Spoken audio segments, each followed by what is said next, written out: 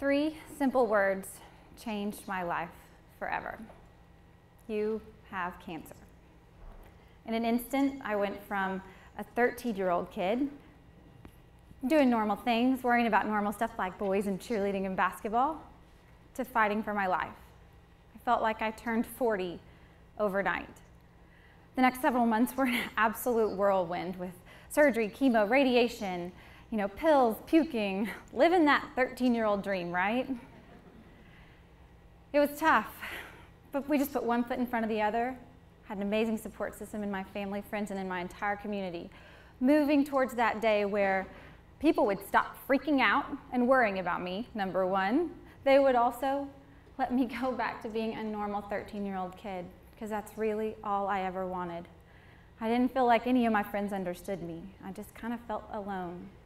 And that day finally came, and let me just tell you, I was elated to be cancer-free. I was done, right? You check the box, you're done with cancer? Not so much. I went back to my normal life with my friends and doing those normal things.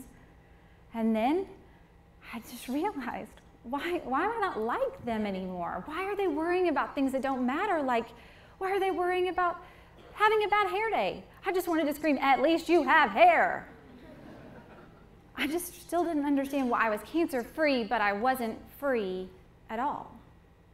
And then one day, this man named Danny Cabot came into my life and invited me to go to a free camp called Camp Cabot, where other kids like me would be. So I took a leap of faith and said, why not? I went to camp, and the second I stepped onto that campground, my life changed again forever. I saw kids that had stories like mine. I started to realize that people kind of understood what I was talking about. They get it. I wasn't alone anymore. The next 10 years kind of flew by. I was a camper again, became a volunteer at camp, came to OU, majored in pre-med, because of course I was going to help kids with cancer, right? Had a meltdown my junior year, didn't really think that was probably the best idea with the emotional side of that. Changed my major, graduated without a hot clue what I wanted to do with my life. Moved home for a little bit, hung out, did an internship, still confused. And then a curveball. My dad is diagnosed with cancer, completely unrelated to mine. So hand in hand, we walked again in the same journey. And the second that he was declared cancer-free, I bought a plane ticket to Spain. I had no idea still what I wanted to do with my life, so why not try to go figure it out in Spanish, right? So 3 weeks later, off I go to Europe to study Spanish, right? And ultimately find myself. And just as fate would have it, 1 month before I was supposed to come home, I get an email from Danny Cabot asking me to come work for that very foundation that helped me, Cabot Kids. It was all starting to make sense. So for the past 8 years, I have had the ultimate blessing of working for Cabot Kids and getting to relate to kids that were like me. I get to teach them things about character and about coping and connection, and ultimately give them some hope and say, you can do this. I am so incredibly humbled and blessed to be able to give back to this place, this organization that showed me a place where illness does not define the child. So I'm standing up here today because, sure, I am a cancer survivor, but that is not what this is about. I'm just an ordinary, normal person that was blessed by something that burdens so many people. I'm here to tell you about the awesome stories and these lessons that I've learned from these ordinary kids that are battling these extraordinary medical problems. I'm here to tell you about the journey, about how cancer, ultimately when I was lost, it was what brought me home. It's crazy that sometimes we wait for these traumatic, life-threatening situations to happen for us to just have a little change of how we view life. Well, good news, it's your lucky day. You don't need to have cancer to figure that out, and that's why I'm here.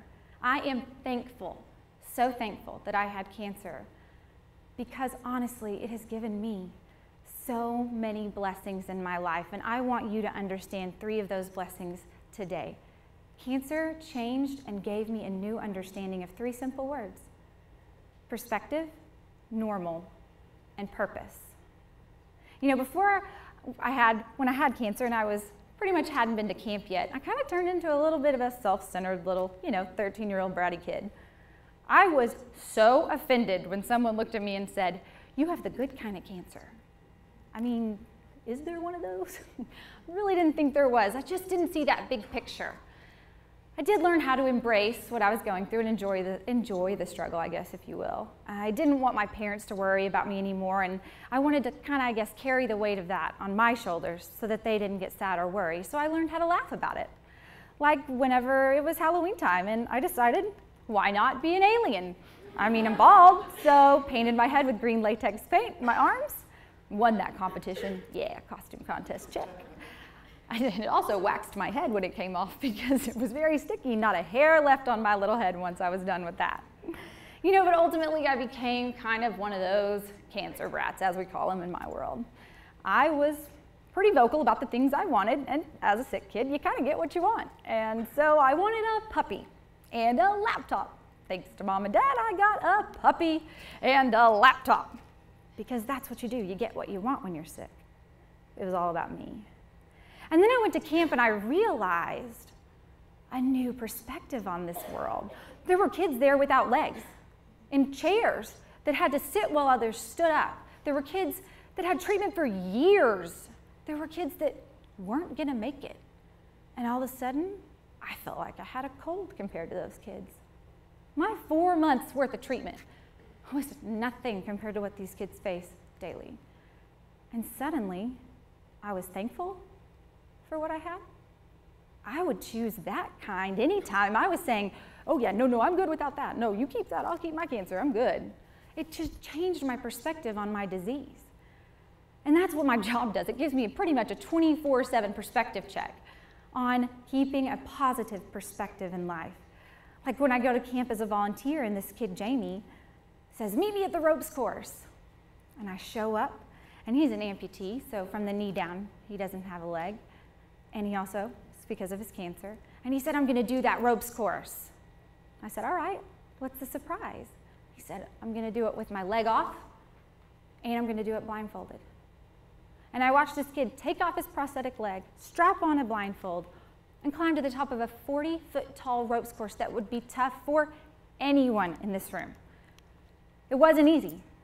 It wasn't easy at all. It took him a while, and I actually asked him to come down at one point. I was like, you've proven your point. It's okay. No. So when he jumped off that platform in the end and did the zip line, I thought to myself, what was I complaining about? And you know, these kids, as adults, we want to teach kids lessons, right? That's why we get involved in causes and why we volunteer, because they've got to learn from us. That's not the case.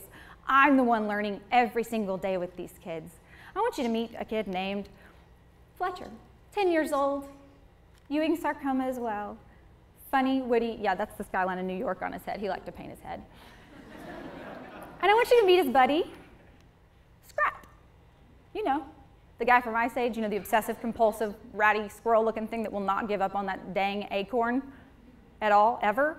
Well, I took Fletcher to see that movie, Ice Age 2, The Meltdown. And when Scrap comes on, I start thinking to myself, oh my God, here he goes again. Like, give it up, dude. Isn't there another acorn on this earth that you could go and find? Let it go. And Fletcher says, right after I finished my thought, I love that guy. He has so much hope. What a different perspective on that guy. Just keeps me in check and made me realize that I struggle with that still too. I'm standing here telling you to keep a positive perspective, and still I need that perspective check. And so someday, maybe if you could look at something in your life that's a struggle, that's a battle, and turn it around and embrace it, maybe eventually one day, hope will become your new normal. You know, define that word. What is normal to you? This is a funny word to me. What's normal? Are you a college student? Do you own a business? Are you tall? Are you short? Are you happy? Are you scattered? Are you organized? What's your normal? You know, I used to look at that word so differently. And now, after camp, I realize that your perception of normal changes the way that you treat and view other people. Honestly, it does. I know diseases are hard to swallow and they're really tough to understand, especially if you've never had one. And if somebody looks different than you, totally different than you, then you really sometimes don't know how to act around them, right? I used to be so embarrassed because I have a 7-inch scar across my stomach, and I didn't want to show it to anybody because I just wanted to blend in and be normal. Well, all of a sudden, I go to camp and I realize that scar comparing competitions are legit. And it's actually really freaking cool. You get some serious street cred at camp if you can win one of those scar comparing competitions. I have never come out on top, by the way. A 7-inch scar is nothing compared to what I see there. But it taught me to embrace my scars and look at them as something super cool, right? It taught me to realize that the people asking me in an awkward way and making me feel weird, those people, they don't know. They don't get it. And that's beautiful, right? That their normal is a life without scars. I think that's a beautiful thing. So now, whenever people ask me awkwardly, I just give myself a little silent, bless their heart. And then I just make up a story about what happened, and I tell them I got attacked by a one-toothed shark, or that a pirate captured me off a cruise ship and slashed my stomach. You gotta break the ice, right? I've learned to laugh about it. That's all you can do is laugh. And nobody taught me better to laugh than this child, Holly. Holly went to ski camp with us, and honestly, she has to wear this blind skier vest, let me tell you. She can drive a car, but she has to wear blind skier when she's up on the mountain. And so this lady's on the mountain, she does this complete and total yard sale, is what she calls it. She wipes out, ski over there, pole over there, and she can't seem to get her skis back on. So Holly says, I'm gonna go help her. So she skis over to this lady and she says, you know, if you'll turn your skis sideways, you'll be able to actually get them on a little easier. The lady says, how'd you know that? Blind skier.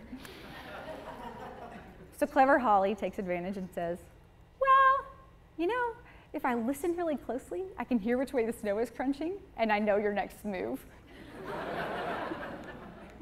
Pretty interesting take on that, right? So it's this sense of normal that honestly, it brings out the best in these kids. And I never ever realized how you can lose yourself in an illness when you're around people that are like you. And Eric is a kid that came to camp with us for the first time and woke up at 4 a.m. because I got a call from his mom saying, the transplant center called. There's a kidney waiting on Eric. He's got to get back. He's got to come back. He's a little 8-year-old kid. So I jump out of bed and I'm running. I'm going to go tell him the good news, right? Well, they're unhooking him from dialysis and I say, Eric, come on, let's go. We got to get back to Oklahoma City. His response, can't I just wait till everybody wakes up in the morning till I get my kidney? I said, I don't think that's how this whole thing works. No, let's go, come on, buddy. And he's like, but today, it's the train ride. He honestly would have chosen to stay at camp instead of going to get a kidney that ultimately saved his life because he felt like a kid. He just forgot he was sick, laying in bed, hooked up to dialysis. He forgot he was sick. That's powerful, right? This connection factor, it can totally change the way you act. And it does change the way these kids act at camp. They look normal, they feel normal, they're funny. Clifford, for example, he was giggling with his counselor and he said, last night while you were sleeping, I farted on your head. But you didn't know because your headphones were in. That's normal, because he's a normal kid. He might be fighting a brain tumor, but he's a normal kid.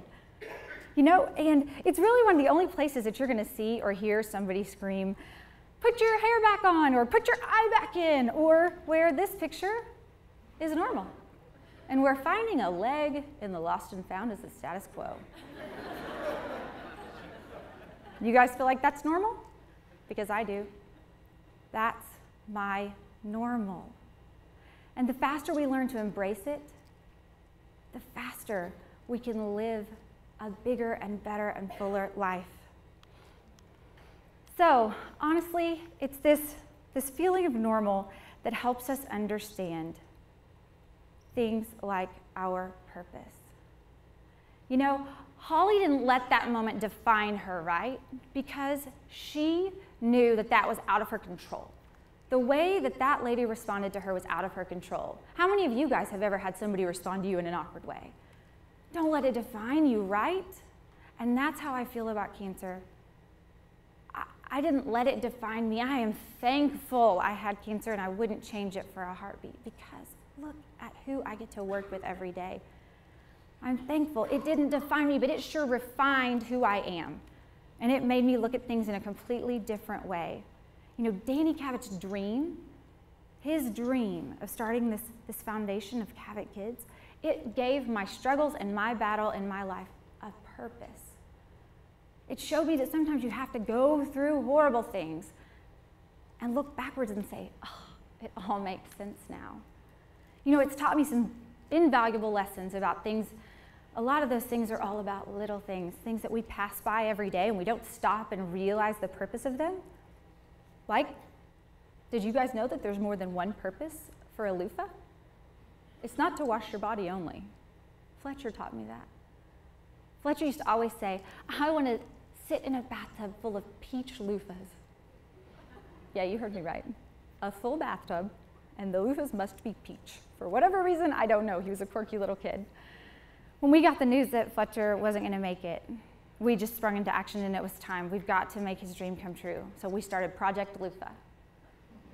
And within 2 weeks, over 1,000 loofahs were collected from all across the country to fulfill his dream. When he walked in, shocked is definitely a word I would say. He was so excited. His frail little body climbed into that bathtub and submerged himself and closed his eyes. And I said, Fletcher, how's it feel? And he said, it feels like heaven. And that's where he went. Less than 4 weeks later, that's where he was. And I have no doubt in my mind that when he walked through those pearly gates, what do you think is waiting on him? A bathtub full of peach loofahs. You know, so that teaches us that I have to look at things and stop and take a moment and say, that's more than just an object. It meant heaven to him. You know, cancer's also taught me that survivor's guilt is real. It's not a joke. I have been to probably 70 funerals, and I'm 30 years old. And that's a tough pill to swallow when I'm the one living. And these kids that have so much left in their lives, they're the ones that are passing away. Boy, I questioned it for a long time, and it took me forever to ever come to terms with the fact that I was the one that was chosen to live. I asked why a lot. Why not me? Why them? Like, let me go instead. And then I realized so many times I've heard these kids say, I'm happy I had cancer. I'm thankful. I'm okay with what's next for me. I fought the good fight. I've finished the race. I've kept the faith. And no one taught me that more than Stevie. Stevie had cancer once, and then a different type of cancer as well. She was always saying, we believe. As you can see the bracelet, we believe. Team Stevie, we believe. And she never lost her faith, let me tell you. When they told her there was nothing left to do, she, in true bossy Stevie, courageous fashion, wanted to help plan her own funeral at the age of 15. What courage that takes. So when we walked into this funeral, over 1,000 people in a small town gym, I saw one of the most powerful things I've ever seen that reminds me about purpose. At the end, when they opened up her casket, I saw her sweet little face, a beautiful flower in her hair, and her delicate little curls. And I saw her, at her request, 3 large embroidered words on the inside lining of her casket. I still believe. But no matter what she had faced, what she was facing, and the fact that she knew she was not going to make it, the one message she wanted to relay to everyone was that she still believed. So how can I not? How can I not trust Stevie and know that her purpose on earth was to live till she was 15 and to spread that message? I know my purpose is not to choose people's fate. I've had to accept that I have no control over who lives and who dies. And that's a tough one to accept. But with kids like Stevie, if she was standing here today and I was sitting here saying, why? Why did she go? Why? I don't understand. She'd say, why not? And she'd say, live. Don't waste one more day. Do not take your life for granted. Live for me. So that's what I do. I live for these kids, and I push forward, and I realize that it's out of my control And when my time comes, I'm going to have a beautiful family in heaven welcoming me there. So we have to learn from Stevie and these kids and say to inspire, you must be inspired. You can't just sit in your chair, come to these conferences and be a wallflower, be a victim, say, why is this happening to me? To inspire, you must be inspired. You have to turn your perspective around, change it. Look at it in a positive way. Your struggle, you will learn something from it if you embrace it. You have to be accepting of your normal. This is your normal. And be accepting of others. Don't judge them if they don't look like your normal. And then you also have to just live your purpose. You have a purpose of why you're here, and you've got one shot. One shot. If you don't define your battles in your life, they'll define you, and don't let that happen. When you look at a loofah, I want you to think of heaven. Look at an acorn, think of hope. And enjoy every second of the ride. Thank you.